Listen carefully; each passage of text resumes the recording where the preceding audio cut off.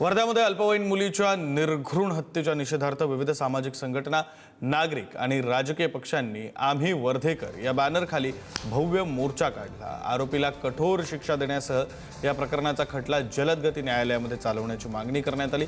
मोर्चामध्ये नागरिकांनी मोठ्या संख्येने सहभाग घेतला। दरम्यान कोणताही अनुचित प्रकार घडू नये यासाठी पोलिसांनी चोख बंदोबस्त ठेवला होता।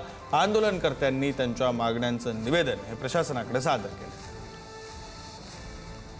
मोर्चा अतिशय शांतपणे आणि वर्धेचा बंद सगळ्या व्यापाऱ्यांनी उत्स्फूर्तपणे ठेवला, त्याच्याबद्दल आम्ही खरंच आभारी आहोत। ही मागणी आहे की या आरोपीच्या सोबतच अजून कोणी आहे का त्याची सखोल चौकशी करावी।